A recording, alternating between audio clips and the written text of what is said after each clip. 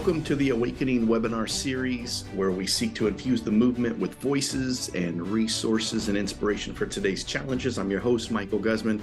Today, I've got the privilege of being here with Fred Douglas. Fred is the Associate District Pastor for Oregon and Southwest Washington, a team member of mine. So I've gotten quite a few hours to be able to connect with Fred, but I'm excited for everyone, though Fred is a really well-known entity in the association, to dig into a few things, and maybe a newbie like me can draw out even more. So Fred, thanks so much for being here today. It's my pleasure to be here. Yep. Well, I want to dig into, your history, ministry history, even some stories about just coming to Jesus and what brings you even to this post that you're currently in today.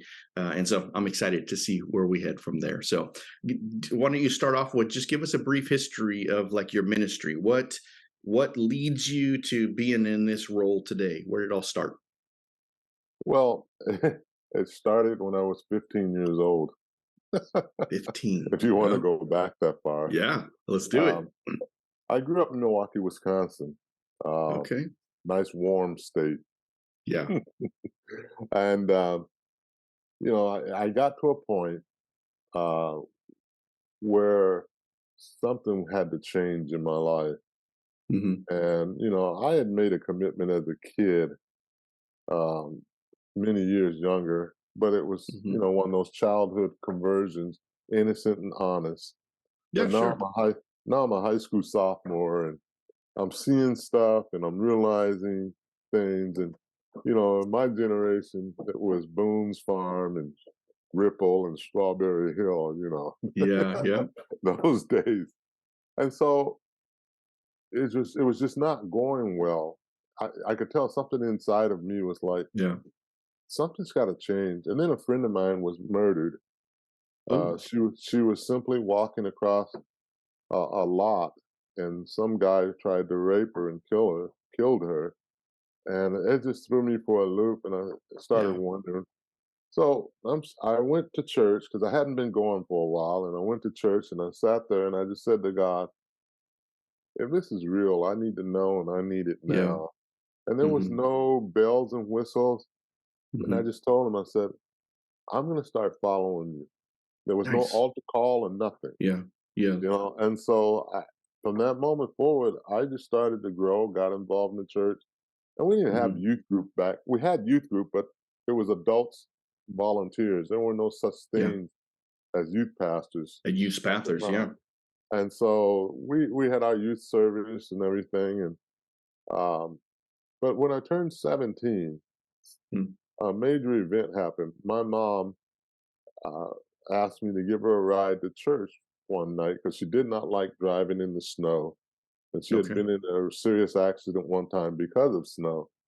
And, now I'm a high school senior. I don't want to go.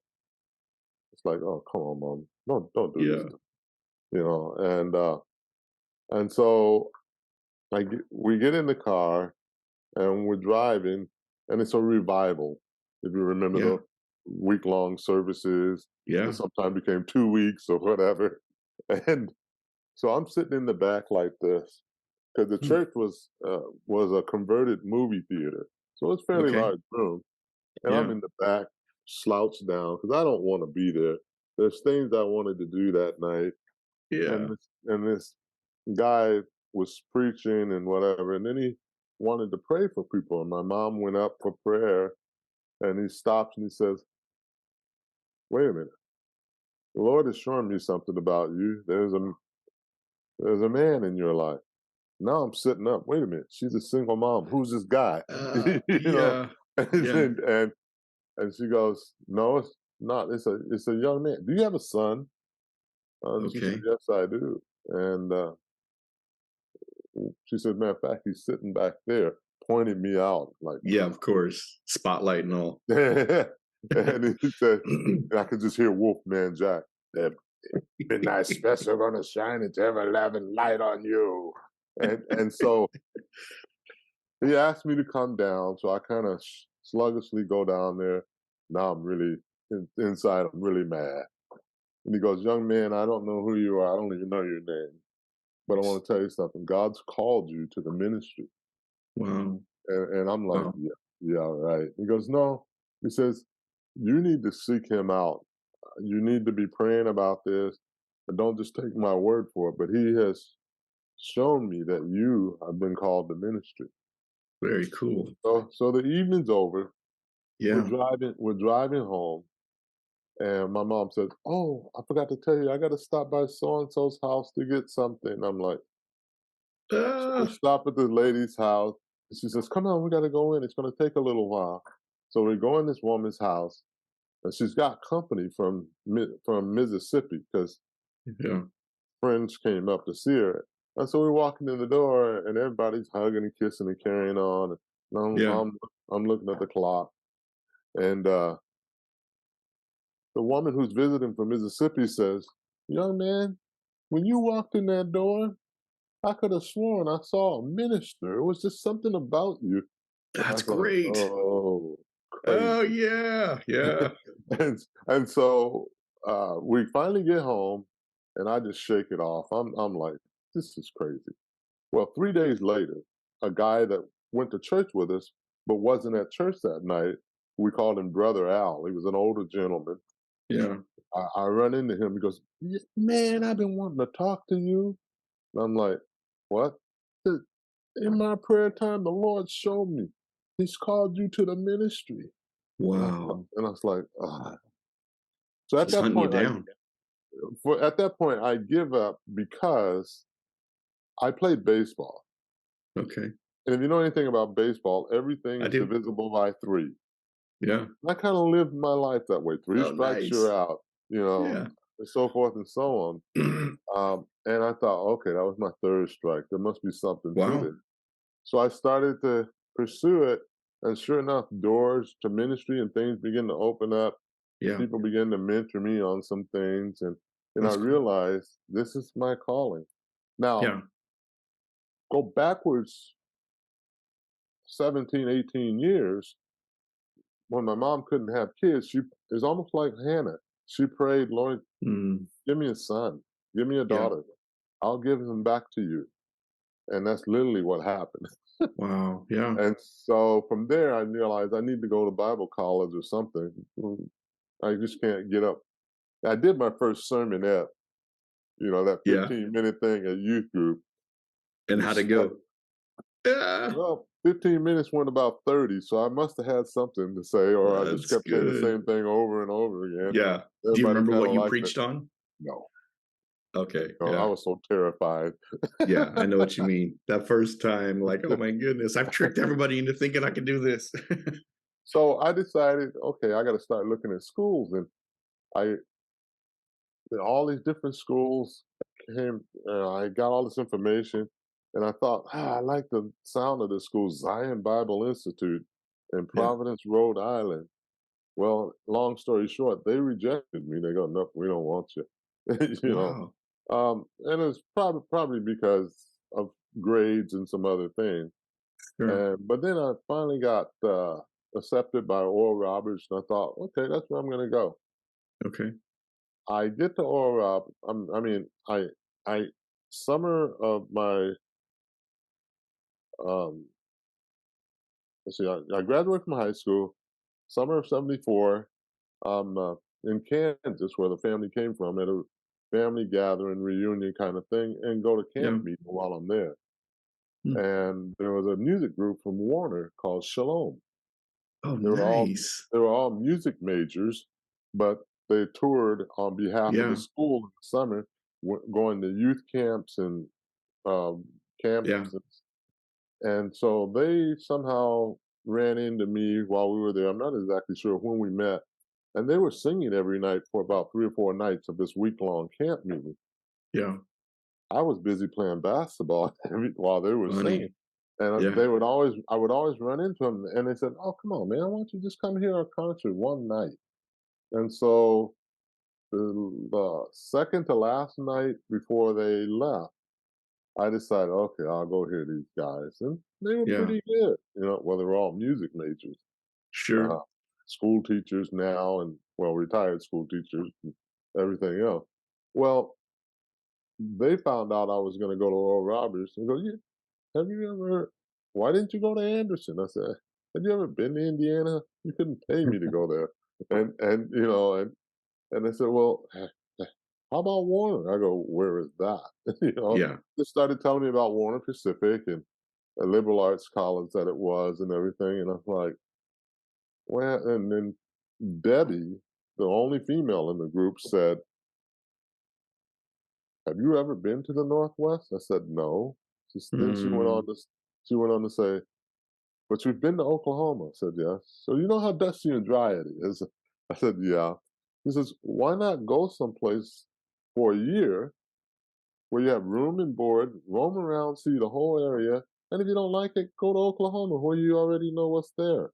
yeah. And that intrigued me. Long, Another long story short, I ended up getting a letter from Warner because I gave them my name, offering Yeah. me a scholarship and all this other stuff. And so I came Wow. out here, uh, intending to be here in 1 year. Yeah. And 4 years later, I graduated. You got locked in. Okay, so there's a thread in the midst of it. So, what church was this that you were going to as a kid?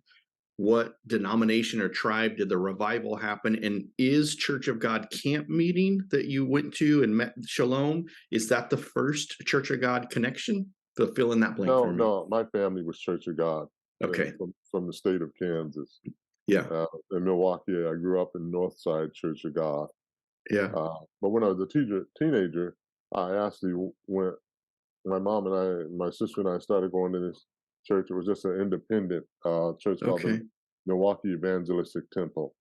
Okay. But Yeah. then when I got to Kansas, it was at a Church of God interstate camp meeting Yeah.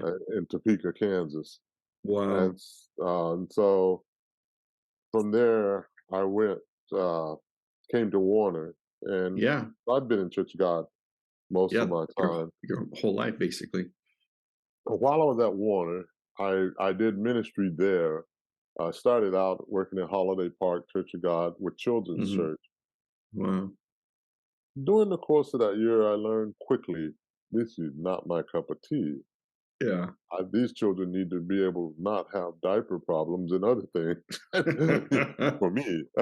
uh, so the very next year, I ended up being a youth pastor at Lynchwood Church of God Okay. with um, and at 19, my first youth pastor did it Wow. with a buddy of mine. We did it together, a guy named Rick Martinez, Okay. and so that started my youth ministry career, so to speak.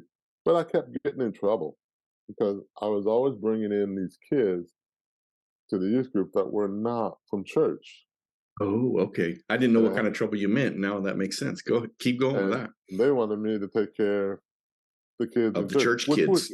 which we did. Yeah. But we also brought in a lot of this outside element. Um, and so that went on, and I did a stint in Oakland, California, where we Oh, started okay. a youth group from scratch back in Yeah. summer of '76 Yeah. uh, in this neighborhood. And that was when the Zodiac Killer was running loose in Oh, Oakland. crazy. The Weathermen had kidnapped Patty Hearst, and I was two Wow. blocks from Hell's Angels. And that was an Oh my interesting goodness. Yeah. experience. I don't have time to go into all of that. Yeah. But God just really showed me. We started a youth group from scratch and ended up with 50 kids out of this neighborhood, Yeah. you know. And I had the privilege of seeing them again when I was my senior year of college when we came through on a choir tour. They all came over to San Francisco because they wanted to see me, Oh, very and cool. and it was just a really good time. And then summer of '77, I did the same thing, except it was they had a youth group, but we expanded it up in Calgary Okay. Wow. at the That's church. cool. So huge different geographic network of places. That's really cool. Yeah, and so I was actually supposed to go back after I graduated the Hmm. following summer and be youth pastor there, but got intercepted uh, at the start of my senior year by Youth for Christ. They had Okay. heard about me and were interested in talking with me, and so I ended up um, doing a campus life club for them at Franklin High School, right up the Okay. street from Warner. Yeah. and just really fell in love with evangelism. All what really attracted me to the most to Youth for Christ, not only was it evangelism, but the level of training. There was no training like it Mm. anywhere in the world for all the Yeah. things we did. And it wasn't just evangelism or ministry, it was administrative stuff. It was, Sure. I got exposed to so many, I got to become good friends with people that people um, wish for a lifetime they could. I mean, we're Yeah. still friends to this day, Tony Campolo and I. We Yeah. still argue over stuff. Oh, You know, funny. got to hang out in a room with a guy named Winky Pratney. Got to Mm. go across Africa with um,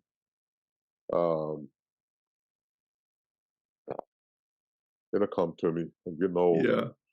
Yeah. Robbie Zacharias, which is kind of Oh, wow. a Yeah, I sad know, spot right? for me. Yeah. But he taught me how to speak using an interpreter Wow. and how the rhythm of it and Yep. what the things you don't say. Because he told this story. Well, he was doing an illustration and he used the word rape, and the interpreter took about 10 minutes. Yeah. And I go, what happened there? He said, they don't have a word for that. So he had to tell a Yep. story. Yeah. So I learned a lot from him. I'm fortunate how it ended for him. Yeah, I Um, know. but I was in a position in a place to do a lot of things. Um, and because of that training, I was able to serve on some national boards. When I say national, I don't mean like, oh, a little small nonprofit, major Sure. multi-million dollar Yeah. organization where we met 3 times a year, kind of like a board at, say, Warner Pacific, same Sure. kind of Yeah. thing. I got a lot of executive level training, a number of That's things great. that prepared me. And then one of my good buddies, a guy named Ken Davis, taught me how to Mhm. speak. Matter of fact, Ken does speaking training now. He calls it SCORE, but back in the day, he called it Dynamic Communicators Workshop. Nice. Um, but through YFC, you learn how to build relationships with people Yeah. and then earn the right to be heard. That was the bottom line. And then Yeah. how to deliver effectively the message of who Jesus is. That's Uh, cool. so, so all of that, and I grew up through the ranks of all of that to finally getting to the place of being an executive director of a chapter Yeah. uh, and learning the business side of things. And I say all these things because those are the things that go into the pot for what I'm able to do today. Sure. Um, and Also served on some school boards and some Yeah. other boards of other organizations and committees. And just really, it's like God gave me the opportunity to do things that other people dream of doing. Yeah, Uh, absolutely. and so by the time I was 36 and 3/4, I got married to my wife, Denise, Yeah. Uh-huh. who was at the time the associate pastor of Tiger Church of God. Oh, nice. And ultimately, she became the senior pastor of Mount Scott, Yeah. which is now merged with New Hope. And she's part of their leadership team Very of good. three pastors. And so that's kind of my ministry journey Yeah. out from start to present. That's Where it good. is now presently is to work and come alongside of pastors, not as a judge or anything, but more or less Sure. to coach, mentor, advocate for whatever word you want to use. Yeah. Yeah. Because I, because I know the lonely road that it is. I've been a pastor as well Yeah. as part of my journey, and so I know it's like trying to prepare a sermon every week and all the different Yeah. things.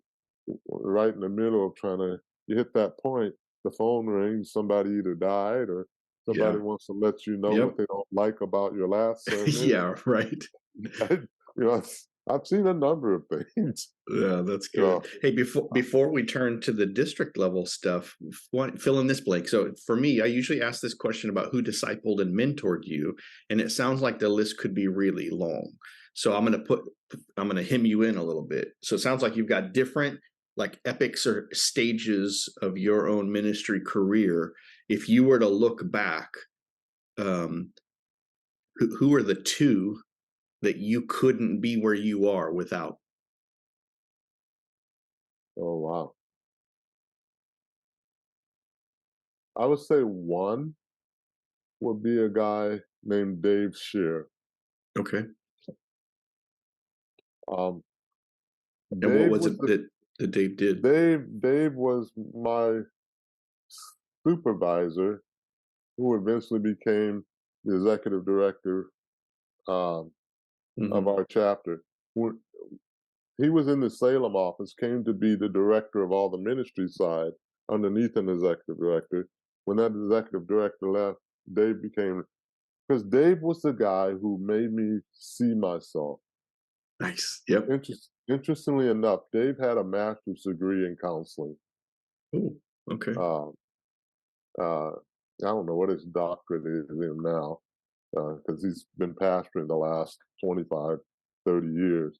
Yeah. But um, one day, Dave grabbed me like this, physically grabbed me, and I'm like almost twice his size. Ah, And he goes, and he took his hand, he says, I gave you a compliment and you rejected me. And I was like, what? He goes, because I had this thing going on with me. I don't know if you knew this, but I had lost half my hearing when I was 3 years old. And no, I so I didn't was know that. always made fun of for not being able to hear. Mhm. And when I was 24, what was written into my job description contract was that I would get hearing aids. Wow. And otherwise, I couldn't have my job. Yeah. They knew I loved my job more than I loved not wearing hearing aids. And so, but Dave didn't do it, the other boss did. Yeah. But Dave helped me overcome that. And then I had an emotional breakdown Mm. one day, and he saw it coming. And he said, you need to go home. I'm going to call you later, but I want you to go home and spend some time with the Lord. And I was like, what? He just go home. Mhm. And I remember being in the car. I was on Interstate 84. Mm. But back then it was Interstate 80 North. They hadn't changed it to 84 yet. Yeah. And I'm just bawling. Mm. And I don't even know why I am. And I get home, and then he comes up to the house and we talk. He says, you're burning the candle at both ends. You're doing this, you're Okay. doing that. But Yeah, he said, yeah. more than anything, you keep people at a distance. Mhm. And so he helped me walk through all of that. That literally changed my life. That's cool. Yeah. Yeah, we need people like that, right? That, like Mhm. you had said, grab you by the shirt, love you enough to be able to kind of break through the exterior. That's cool. So were Yeah. you gonna say one other person besides Dave then?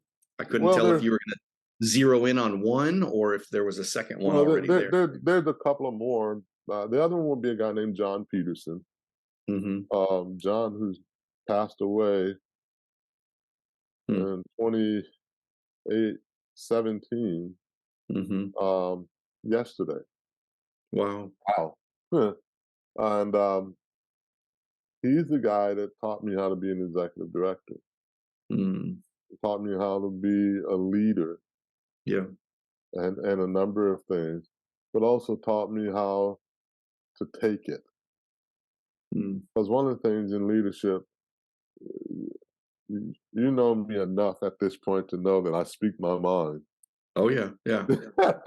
um, he taught me how to temper that and tone that down.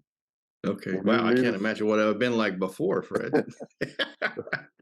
I'd let you know to your face what I thought of you. Oh, man. uh, but also, when I left Portland for 3 years to go be with John, Mhm. and John said, "Everything I know, you will know." Mm. And I was Yep. his ministry coordinator. I was over all the campus ministries and stuff, but I was also an associate director. and I learned from him the ins and outs of Mm, being. I went to every board meeting and learned yeah. by watching and understanding what was going on, Yep. so that when the call came for me, I was prepared. Very good. And so John would be the other one. That's Then good. the third one would be a guy named Grant Paul. Okay. I learned a pastor's heart from Grant. Mm, Um, Grant wasn't the greatest preacher, but mm, man, that guy loved people, yeah. and he demonstrated. Uh, he even forced me to have to share a bathroom on Sunday morning with his 5 daughters getting ready for church. Yeah, that's You funny. should you should try shaving while 5 girls are putting on makeup. Yeah. Oh, man. But yeah, and then there were other people. I mean, Well, I'm sure. Yeah. Evie Hill really had a lot of play in my life, and um, even Tom Skinner. You probably don't Yeah. know that name. No. That goes back a ways. And a guy named Earl Palmer. Uh, Okay. but there's been a number of people, and probably the most as far as ministry overall Yeah. would be Dr. Ralph Turnbull, who was a professor of Okay. mine at Warner. He went to Wow. school with Eric Liddell from Chariots of Fire. Oh, nice. Yeah, Very cool.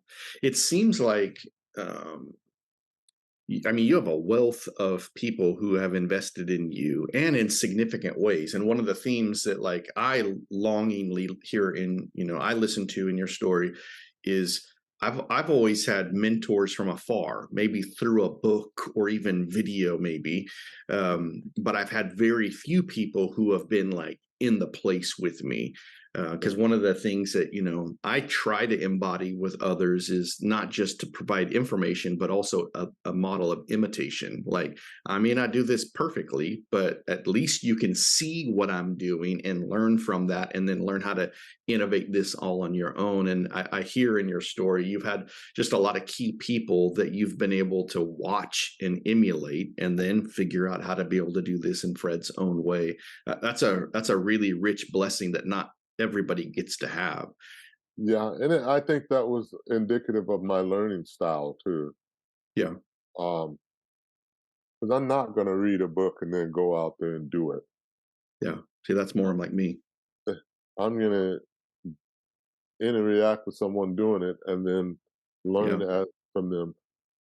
But another mentor, a guy named Bill Muir, said a long time ago. He says values are not taught; they're caught, yeah, yep, absolutely. and that describes me immensely Yeah, yep. I because of hear the you. relation.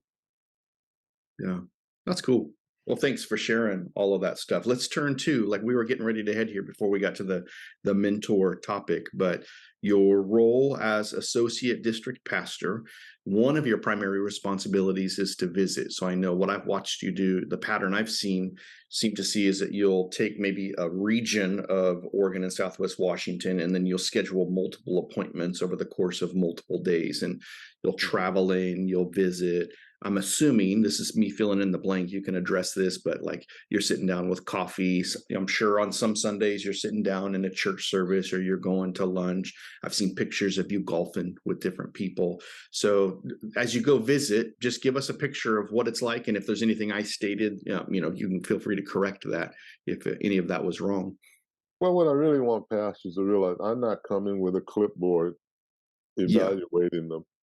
You Yeah. know, uh, because of how people have been with me over all those years, it affects how I am with when I go to a city. Well, for example, a couple of weeks ago, I flew down to Medford because Okay. my behind can't sustain 5.5, 6 hours of driving, and then driving all over Southern Oregon, and Yeah. then 5 or 6 hours back. Yeah. So I flew and stayed with a friend down there, so it didn't cost anything other than the airfare and the rental car. Yeah. But Friday, I spent the day with our pastor, Bruce Silver, in Yeah. um, Bruce. in Klamath Falls. Learned a lot about him and about his Yeah. ministry. But that's the big thing, is listening and Yeah. understanding. Yeah. And I mean, the story of what he went through to get there, and Yeah. that whole journey, and then made drove back to Medford because that was my base of operation.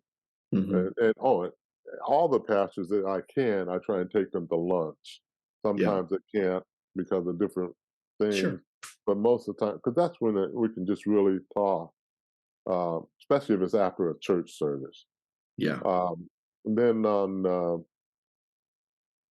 Saturday, I was up, drove the 2.5 hours up into the mountain region to Powers Church of God, a little town of 600. Yeah. And that's not too So far from me. yeah, and they have 60 people in that congregation, Yeah. and all three pastors for the last 100 years or whatever. I mean, Pastor Ken Stevens, we tried to visit him, but he was asleep. He's 101, Wow. and we went to his house and knocked on the door, walked in. You could tell he was sleeping, so we left. Uh, Wow. and then I forget the other pastor's name. Didn't get to meet him. He's in his 80s. Yeah. But the current pastor, uh, Don Pedersen, he's 73. Yeah. And we had a ball. We went to lunch. We talked about the church, and one of the things that I do when I'm with the pastors, as I hear what they're doing, I give them suggestions that they may want to try. I don't give them mandate. But Sure. for example, John was talking about they're trying to get more young people in the church, Yeah. and even families, and they're not sure how to do it. And I said, "So what's your relationship with the public school system here?" Yeah. He says, "Oh, really good. Matter of fact, they do summer school here in our building because of the construction going on Wow. at the high school." I said, "Well, you've got all these able-bodied older folks who seem to get around and do things really well." He goes, "Yeah." I said, "Did you know that a lot that elementary school right over there, because they're right by the schools." And I Yeah. said, "They need people to come and read with kids, and little kids need grandmas and grandpas. Yeah. And as you build that relationship with them, you get to know their parents." I said, "Case in point, friend of mine, that's how they were contemplating closing the doors of their church or doing something drastically because they were all over 60. Yeah. And so they started doing stuff with the junior hires across the street at the junior high across from their church. And Yeah. all of a sudden, they were grandma and grandpa, and all these kids started coming and hanging out at the church. And Yeah. eventually, their parents started coming, and now they have families that come to their church. It's just a way. So because of those, that's the kind of stuff I can Yeah. bring. Yeah. That if they want to hear it, they'll take it. If they don't want to hear it, Sure. Yeah. Yeah. And there's been some resistance to anything I've suggested, and that's fine. It's no Yeah. skin off my nose, not by him, but others because they have their ideas, and that's all that Yeah. matters. And okay, cool. Yeah. But the role is to serve our churches. I'm going to be meeting with uh, the Eugene Church, the Friendly Street Church, doing a board retreat for their board, helping them kind of reorganize Nice. and do some things because of my board experience and background. Yeah. So, and That's then I really do, cool. and then I do preaching. When I was in Medford a couple of weeks ago, I preached for Pastor Larry Wilson. Yeah. I love that church. Nice. A great, great church. Yeah. And so I do all of the above. That's really cool. That's awesome. Yeah, what a gift. And I mean, I'm remembering too visiting when I was regional pastor in Central California, and some of the models that had come before me were come visit on a Sunday, sit in the church service, and sometimes you might have lunch afterwards. But it always felt like the busiest time of a pastor's week when that would happen. And so I did some similar things to what you're doing. We actually stopped visiting on Sundays because I was leading Church of God Exeter at that time frame. So I had a kind of natural reason to not go then, and we would try to go Friday afternoon, evening, and we would travel to that location, like you had said, go out to eat, and just I don't know, just catch up, hear one another's stories.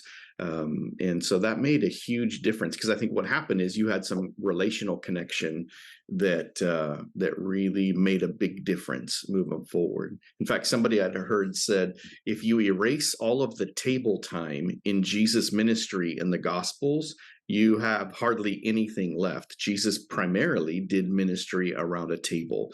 And so whether that's lunch in somebody's home or, out at a restaurant, I think that kind of conversation that naturally comes at the table is a really important part of a ministry like that. In a leadership book that he wrote, a friend of mine wrote a book called Leading from the Middle, a guy named Bill Mm, Robinson. mhm. And he talked about Jesus led from the middle among the disciples. He wasn't Yeah, way out here in front of them. He wasn't yeah, behind them, pushing them up front to do his job. And that takes a certain amount of risk because people get to know you, sure. and it's a whole different feel. Yeah, Um, yeah, but the other side of why I am in the church on Sundays too is a lot of people have all these preconceived notions about the district office. It's been yeah. interesting. Just Yeah, you know, what are you noticing people are thinking? Let's try to talk that stuff through. That's a good thread. uh, oh, somebody from the district office checking up on us. you know, Yeah, this is from lay people, it's not from pastors. yeah, And they go, "Well, how many churches do you do this at?" It's almost like yeah, they feel like the hierarchy is coming to, yeah, yeah. uh, and so, but then when they find out, and a lot of times when I'm not speaking, the pastor will introduce me and say, Mhm. and some of them have asked me to say something. I can bring greetings from the district office and from Pastor Yeah, Jerry or yeah, whatnot, and I try and make it say so that they understand we are here to love on your pastor. You guys have a gift yeah. in this pulpit and don't probably fully understand how much of a gift. Yeah, Yep, and you can tell the pastor's like, thank yep, you, yeah, right. so there's some ambassadorship Yeah, that goes on absolutely. That's good. What about as you're traveling around, you're hearing pastor stories at the table, what kind of, and do this without ascribing it to a name, but what observations are you seeing or hearing that are like some of the key challenges pastors are facing today? Well, a couple of churches, I was really surprised because I knew nothing about them.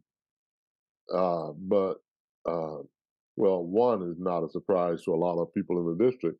When Pastor Larry got to Medford, there were 17 people in the church. They were ready to close the Mm, doors. okay. Now there's 80, and they're growing. Uh, Beautiful. That's so good. and it's because he said it's not because we're doing programs, we're building relationships. That's good. And I was able to connect him with some folks that I knew in Medford that may help bring more people into his church as well, That's um, good. because he's a very relational guy. What I'm hearing overall is a group of people who really love and care for their church. Hmm. Um, some of them are broken for their church. Mm, Um, I have one pastor say something very interesting.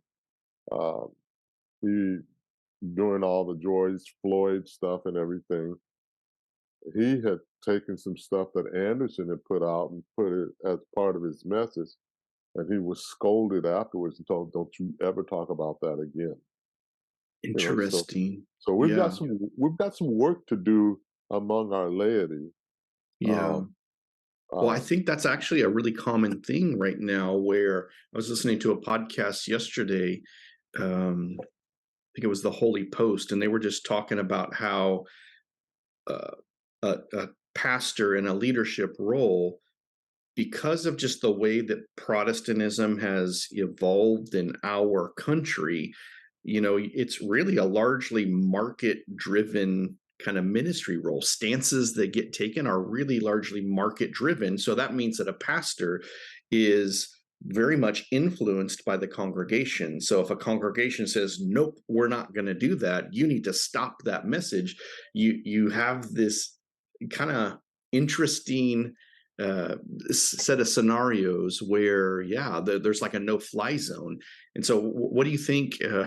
What do you think? I mean, a pastor from Church of God with a mandate and a calling, not a a calling is different than somebody just getting hired to take care of a job. Well, what are some of your thoughts on there? How would you coach that pastor? Well, it's interesting because back in, I want to say late 90s, early 2000s, I was part of a 12-person team that went to Las Vegas, Nevada. Okay. When we were there for 10 or 12 days, the goal was to do research whether or not to start a Youth for Christ chapter in Las Vegas. So Okay. we met with everything from city officials to police type things, pastors. Every pastor we talked to said, we have to be real careful what we preach on. I go, why? Well, first and foremost, the vast majority of our congregations, their income comes from the gambling industry. And you're committing Interesting. suicide Yeah. if you speak against gambling. Yeah. Yeah. Yeah. Wh- Wow. while the educational folks said something even more intriguing, which really isn't a ministry thing, but it said most of the people who go to college in Vegas, UNLV or any other, come from out of state because most of their high school people either drop out in Mm, Vegas or go to work right afterwards because they don't see why do I need to go. Keep in mind, this was 20 some yeah. odd years ago. Why do I Yeah. need to go to college when I can get $60,000 a year starting pay to change sheets in a hotel? Yeah. Wow. Man. Yeah.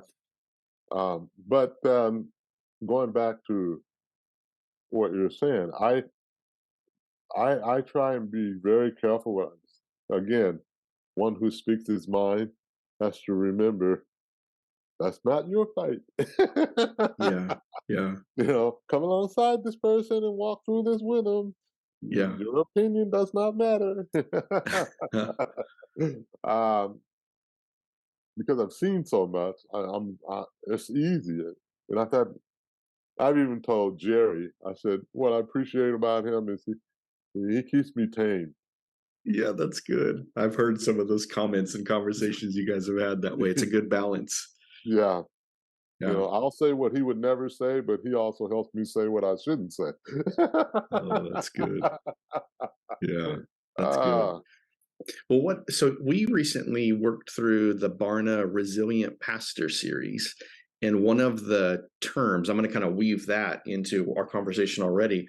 One of the terms that came in there was systemic burnout. I know it at least caught my attention. I know we had a lot of threads of dialogue as a team around all of that, and it seems to hit on some of the things you're talking about that you're observing. You've already hit on like a loneliness that exists amongst pastors, but you've also identified this rock and hard place position that a pastor finds themselves in. They want to witness the word to their people, but they're getting natural blocks for some reason. And so the systemic burnout, I'm going to give a loose definition of it. This isn't exactly verbatim the way that Barna talked about it, but just the idea that there are systems in place in a church's polity that oftentimes push a pastor towards some form of burnout. Maybe it's because they've gotten struck on the hand many times about, no, we're not going to talk about that, or a high level of expectation that is really unable to be met by a human, or the idea that, like, nope, don't take any breaks, the devil never takes a vacation, so why would you? Like, all of those things create an environment that can oftentimes be unhealthy for a pastor. So can you speak to that, like, as you were hearing some of the systemic burnout stuff, and as you're looking at some of the things as you visit pastors, where do you see maybe warning signs of systemic burnout being a problem in some of our churches? uh, I would say, and I want to be careful how I say this, we've got 12 or so young pastors in their their first pastorate. Yeah. They're under 40. Hmm. They are pushing up against a system that's older than them, Yeah. that in some ways doesn't completely appreciate or respect them. Mm. Um, and yet they've chosen to lead those congregations. And I've commended every one of them and said, here's what I really appreciate about you guys. You didn't go off and try and start your own thing. You actually Yeah. came to the church and said, we got to figure out how to make this work. Yeah. Well, in that, listening to the conversations and seeing some of the tears during those conversations, the key thing that I try and convey to them is to stay centered in Mm. Jesus. Um, you used the word calling. I had Yeah. this lengthy conversation with someone 2 days ago because they're talking about all these pastors they know, friends that are quitting, and I remember my first reaction was, "Are you condoning this? Are you applauding Mm. them for leaving? What are you doing?" And they said, "Well, and I said, "Look, first of all, we got to go back and look at the individual first. Why?" I said, "Because ministry is a calling. It's Yeah. not a job. If you got into this because you needed a job or it's a job you thought you could do, wrong Yeah. reason." Yep. I said, "You think the prophets of old did what Yeah. they did Right. because it was a job?" You know, Yeah.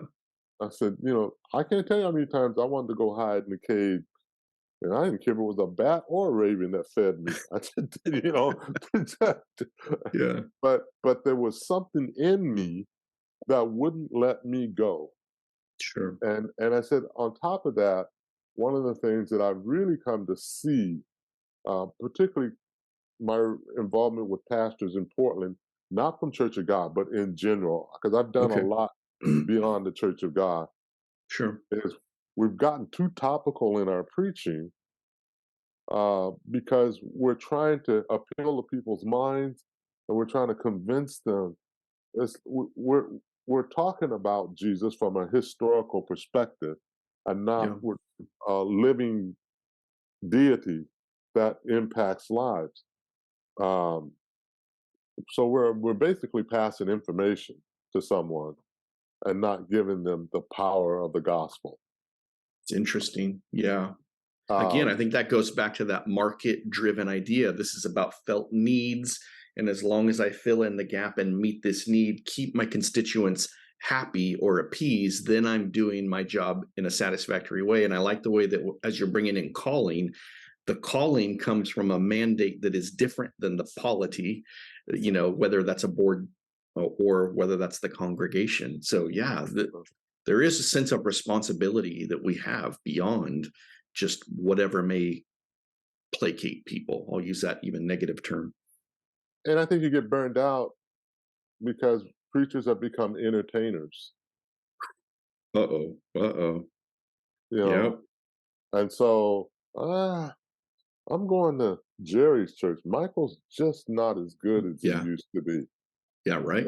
Yeah. So Michael feels the pressure to be Perform. even perform and be even, and that's why so many people struggle with their sermons. Mm, I'll ask pastors when I meet with them just flippantly, "So what's God speaking to you? What's He's teaching you personally right now?" yeah. And in many cases, not all, the response is, "Oh, well, I'm working on this sermon series." Yep. I didn't ask you what sermon series. I asked you what is God speaking to you directly. You Yeah. know, the man makes the sermon, or does the sermon make the man? Which is Ooh, that's good. Yeah. it? That's really good. Um, uh, and so I challenge them to dive into the Word for themselves, Yeah. and to spend that time because most people's devotional is our daily bread.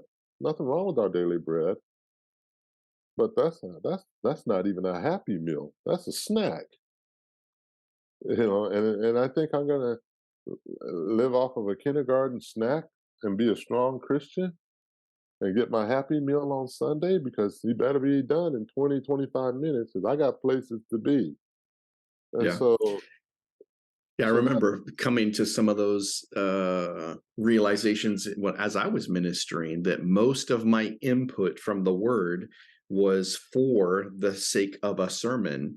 And I had to like go through a kind of reorientation and, like what you're saying, be in the word. And oftentimes it would feed into future things, but this was the primary and the sermon was the secondary responsibility. And that brought a lot of health for me and sanity, I think, in my mind, because then I wasn't chasing my tail, and then just trying to be with the Lord in a way to to again please somebody else. I think I might have cut you off. You were going to keep going from there. no, I spoke to one of our pastors and I asked him, well, how many days a week do you work? 6.5.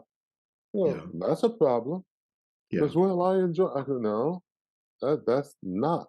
I said, I hate to bring it up this way, but I see you leading worship on Sunday morning, playing the keyboards. You got 9 people up there on the stage, and it all comes from you. Then you do the announcements, and then you preach, yeah, and then I go, and then you're working what? And I said, any one of those 9 people up there could help yeah, be your worship leader. Sometimes you have to give some things up. They may drop in quality for a little while, but it'll yeah, come back yeah, up in yeah, time because yeah, people have to grow into that. And there was some pushback, and I said, I don't care what you think. Here's what I'm telling you: I cannot afford to lose you and not have a mm, pastor in that building, and neither yeah, can this church. And he looked at me like, because I wanted him to understand. I'm scolding you, yeah, but I'm scolding you because I love you and it's for you. yeah, And yeah, and and I said, I want to see that down to 5 days a week. yeah, yeah. That's good. Hey, one uh, other thing in this systemic burnout that I'd like to bring up, we've hit on this as a team a couple of times, is that in our polity, power and decision making lies in different cases. I think there's a couple of different models for where, or that our churches have adopted. So in some, that may be a board of trustees, and maybe it can come singularly down to that chair role, because that is truly where the power might reside. Or maybe if somebody had more of an elder model with that language in there, it could be in that case, and this could be either way, generational sense of passing on a seat of power and authority. And so a pastor, if it's not in a pastor-led model, I don't see that too often in our congregations. Oftentimes there is like a pastor leading things out, but you've got, what are meant to be natural checks and balances. But let's say I'll even put it back on those 12 younger pastors under 40. They may find themselves trying to lead out the things that God is placing on their heart. And sure, there's a way to nuance this and do this and actually bring a community along with you versus just leading them and leaving them behind. But they might find pretty radical opposition from those kind of seats of power. What are you seeing? And I know you already said, hey, I'm working with one church about kind of board dynamics. What do you see? Like, what's a natural good balance that could happen versus systemic burnout? well, you left one group out, Uh and oh, that's who did I leave the out? the matriarch or the patriarch of the church. Yeah, right. Yeah. Because it doesn't matter That, if your board says this or that. What does Grandma Jenny say? yep. Yeah. I've seen that. Uh-huh. Yeah. No, you're right on. And so it's not even an official title there. It's like an inherited position, usually probably earned with some stripes attached to it, but still, nonetheless, there's a position of power that could hold a church back. It goes back to a couple of things. One, many pastors may not even realize it, but they've learned to be CEOs and not pastors Mm, because we hmm. run our church like we run a business. Yeah. And boards, if you don't understand how they should work in the church or nonprofit world versus the business world, can kind of force you to do that too. Um, and then there's a lot of mixed signals that come with Mm, all of that. and a lot Yeah. of passive aggressive behavior. Yeah, there is, right? Very church nice in the face, and yet like a stab in the back behind the scenes or in the parking lot. But again, it comes back to understanding your role as a spiritual leader, and then understanding how to take that role and come alongside your laity and nudge them and and move them along. I think sometimes we have to have more patience than we want, especially when Yeah, we're younger. man, that's me. Yeah, yeah, And we don't give that a chance to savor and to simmer and allow that relationship to develop, because as it develops we get to know each other and each other's heart, and then realize, mm, okay, let's change. One thing that used to be said when we were doing a lot of cross-cultural stuff early mm, on in my career, people of color and in general white people approach things totally different. mhm, You see this really in the Native American community, but mhm, most white people jump on the bandwagon because they're all for the cause. It's mm, about the cause. yeah, It doesn't matter what the cause is. People of color get jump on the bandwagon because of relationship. If I don't have a that's relationship interesting. with you, it's not going to happen, even though it's a good cause, because I don't Yeah, know you. yeah, And I think in ministry it's the same thing. You want your church to walk with you. You've got to. That's why I said leading from the middle was such a pivotal book when I read Bill's yeah, book, yeah, because now I'm among my people. Grant Fall could get his church to do a lot of things when he was in mm, when he was in Klamath Falls. Why? yeah, Because Grant was milking cows with Tice DeHoop and other people, and yeah, he was doing all these things out here among his people. So that's good. you know, when he got older and wasn't doing those things, then he had more of this going on in Salem, Interesting. Yeah, because there was a patriarch there that wanted to oppose him. yeah, So we've got to stay in the trenches with our people while leading. We talked in our staff meeting yesterday about the 10,000-foot level, yeah, the 1,000-foot level, and the ground level. yeah, Pastors who are only on the 10,000-foot level, there's one question I ask pastors all the time. When's the last time you talked to somebody who sits in the back row of your church or up in the balcony? yeah, Because all your loyal people in the front 10, 12 rows. And if you watch somebody move from the front of the church to the middle of the church to the back of the church, they're on their way out.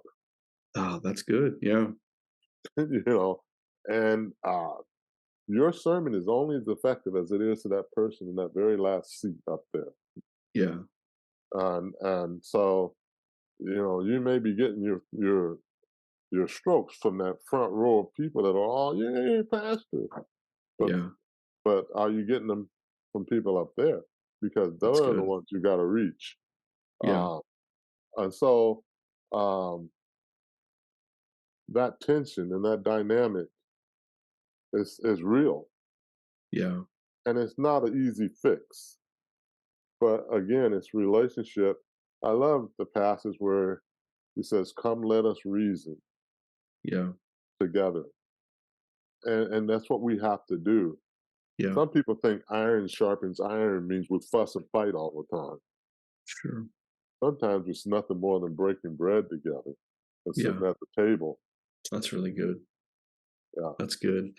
Well, this is good, Fred. I feel like I've been getting some good schooling myself. You're taking me back to some of my memories, and I wish I had somebody with a voice like you in my life at that time to help me through those things. Because sometimes I made a mess of stuff because whatever something was going on inside of me, or I needed to prove something, or I was going to win this, and so I can see the way that your come alongside ministry would be so much of a blessing for pastors and leaders. What's your? How about this? Two And things. know Oh, go this ahead. too.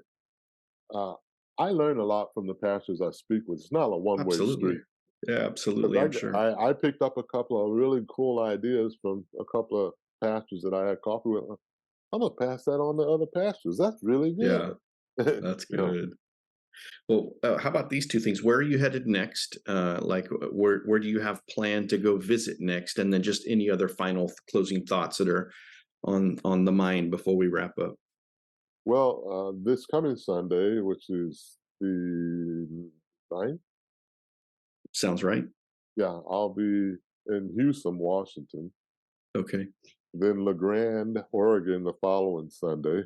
Nice. Gotta get my cowboy boots out. Yeah. And then after LeGrand, I actually am going to be headed down to the Oregon coast, and I'll be at your place. Yeah. Woo. We got you coming our neck So of the woods. That's good. yeah, so I'll be Reedsport. Unfortunately, Pastor Rich won't be in North Bend. He's over in Germany for the next 3.5 weeks. Okay.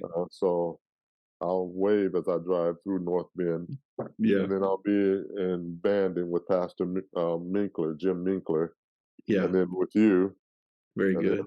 then back up to Portland, and Awesome. then you and I, along Yeah, with that's right. Pastor Andrew, will be in Indianapolis at a shepherding conference. Yeah, I'm looking forward to that. Looking Yeah, forward to the time together and looking forward to the content that we've already been sharing back and forth on. What I think I keep seeing too is just how our individual experience is very different from one another. There's actually a ton of crossover right. that I'm excited to keep mining out. So And because I'm also now the chair of the Warm Committee, I'll actually be in very Calgary cool. and Banff in October, also rebuilding our relationship with the Canadian pastors so Very that we good. can come back together again uh, Awesome. via Warm. Yeah, very good. I've got George, regional pastor in Canada, slated for a future awakening series. He and I Oh, cool. connected years ago as I was traveling through Canada doing some ministry. I actually came through a 3DM connection and then discovered, oh, here's all these Church of God pastors. So it was really great to be able to make all those connections. So, any other closing word that comes to mind, Fred? No, you know, we each have our responsibilities. You do so well with all this online stuff, Mm, podcast, broadcast, whatever it is, yeah, learning stuff, and I want to find ways to a lot of the stuff that I do that we can also put it online that'd be great. so that people, particularly the shepherding stuff, because you can't always be everywhere. But one of the things I'd Right. like to do is bring groups of pastors together, not because I think they need to be separated, but in that are fit in certain spots right now where they are in their journey. You know, Mm, having a room with 12 people who are in their first pastorate and really working through stuff, that's I see one what you group, mean. you Yeah. know, and having people who are in the midway point of their ministry and Yeah. then people who are in the twilight years, because they all have different things they want to talk about. Yeah. And when you try and get them all online, I liken it to this. I was asked to do a retreat by a church up in Seattle years ago, and Mhm. I was all excited to do it. They wanted me to talk on relationships, particularly sex and dating. And so Okay. as we got closer to the event, I said, okay, now who's going to be at this meeting again? Well, our middle schoolers, our high schoolers, and our college and career. Wow, yeah, that's a wide gamut. I said, wait a minute. Well, how old are your middle schoolers? Well, middle school here starts at fifth grade. So I got to deal with kids who are still playing with Yeah, Transformers, all the way yeah, up to people who are looking for a spouse and talk yeah, about sex and dating. Are you crazy? yeah. So you aim for the middle and you get nothing. Mm, You don't touch anybody. So that's why I'm yeah, saying try and hit them in the specialty area that they need and build a support network for that.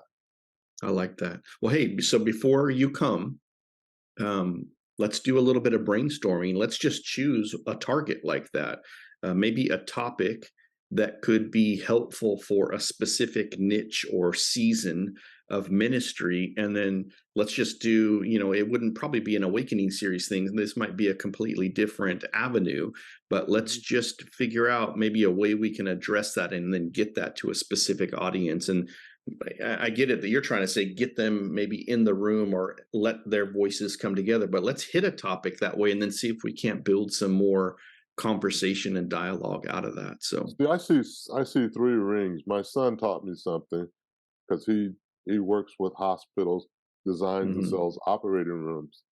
Okay. In the inner circle is the table, and there are people around that table who are performing the surgery.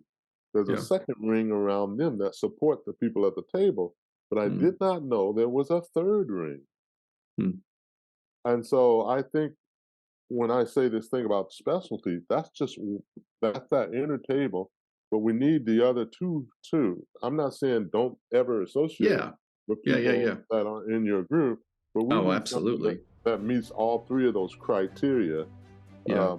But specifically, people we talk about burnout. When you know you're not alone, you know, when finally your eyes are open and you see that there are 10,000 angels with you. Nice. Yeah. Yeah, or whatever, and you can suddenly feel like, okay, there is light at the end of the tunnel, Yeah. and it's not a train. So, That's good. Well, Fred, thanks so much for the time to be on this call. I really appreciate it. Thanks to those of you that are watching and listening to this. Blessings to you. Thanks for being here for the awakening. Take care, everybody. okay, thank you.